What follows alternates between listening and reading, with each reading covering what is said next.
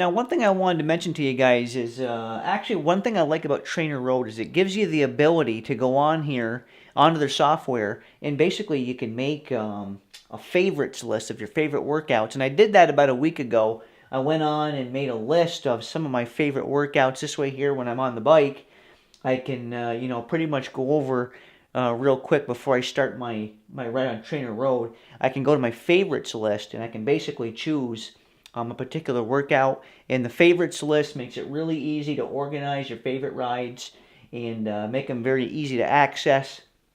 Then when you make them easy to access those rides, especially if you're not following any particular training plan. Now, currently I'm not really following any particular training plan because I'm going to be going down to North Carolina here in the next week and a half or so. I'm going to be doing a training camp with some guys on my team. So there's really no sense in me starting any organized training plan right now on Trainer Road because my trip to North Carolina is going to be basically all about, basically riding a ton of miles and just, logging in long miles. And so that's going to interrupt any particular training plan that I would do on Trainer Road. So in the meantime, all I've pretty much done here is gone on the Trainer Road, started up a favorites list of my favorite workouts, and I'm basically just picking and choosing based off how I feel that day and any particular goals that I'm looking to meet. So if you guys haven't tried it out yet, go on to Trainer Road and check out the favorites option. It gives you a great option to basically organize all of your favorite training rides. Alright guys, now the workout I've selected to do here this evening is a workout called Tray Mountain Plus One.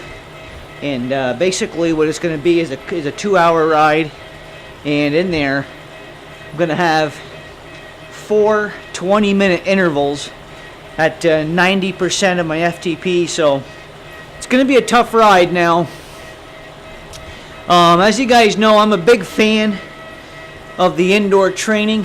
I was out last night. I got about 3 hours and 20 minutes on the bike at endurance pace. It was a good ride. I enjoyed it. But I tell you what, I said this before, I'll say it again.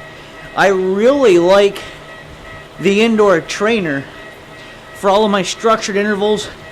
I mean, I just don't think you can beat, how targeted you can make your workouts, indoors on the indoor trainer with a program like Trainer Road and a power trainer like the Wahoo Kicker. So that's going to be tonight's ride. Just got in the bike here, doing about a 15-20 minute warm up. Then I'll jump over to Trainer Road, get these intervals knocked out, and tell you what, there would be trying to do this workout that I'm doing tonight. Trying to do this outdoors would be almost, it wouldn't be impossible, but it would be very difficult to try to find the right stretch of road that would allow you to target these kind of intervals with such precision. So it's a horrible day to ride anyways outdoors. It's raining out, it's real dreary, and our roads are still really sandy, and it would just get my bike all, in fact on last night's ride I got my bike all gritty, all sandy. So I mean, yeah, the roads are bare now from as far as snow, but they're still all filthy from wintertime. And I'll probably do the majority of my training indoors over the next few weeks just because of how dirty the roads are. But gonna get to tonight's ride, get these intervals knocked out.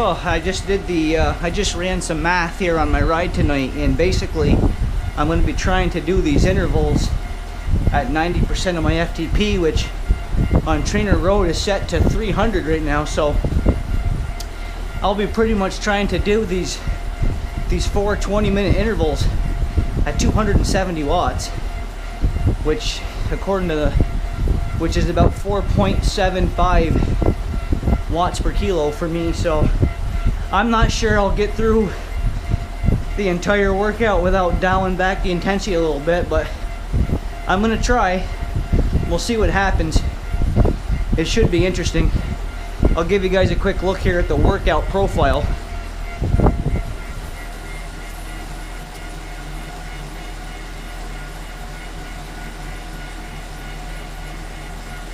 That right there is what I'm up against, and I'm only 30 seconds away from a power increase, so I tend to put the camera down and get back to work.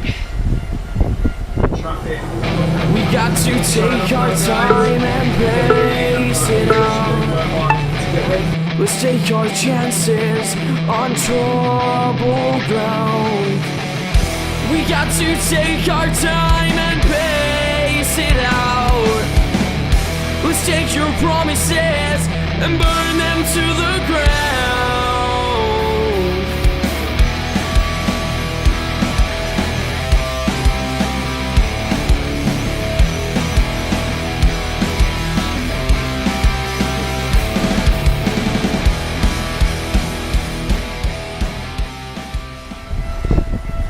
Oh my god. Alright guys, well, I got through the first interval. I felt it was hard, but I got through it pretty manageably. The second interval, as you saw there, I got through that one also, but that one really took a lot of steam out of me. I really don't think I can make the next 2 intervals at 270 watts, so I'm gonna dial it back to about 92% on this third interval, which should put me right around 248 watts, I think it is.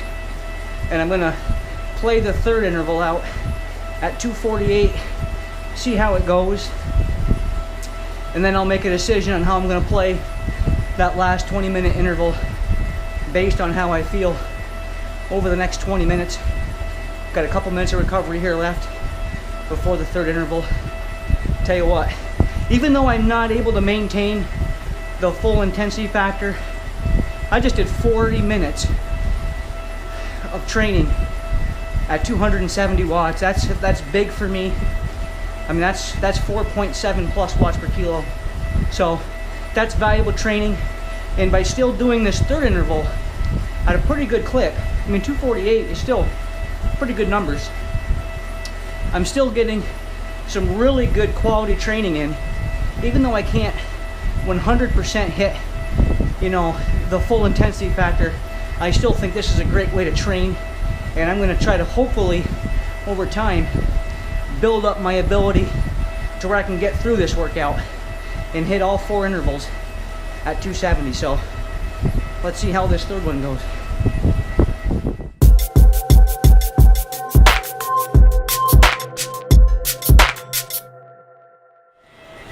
Oh, alright guys, I don't know if you can tell or not, but that last interval absolutely wasted me.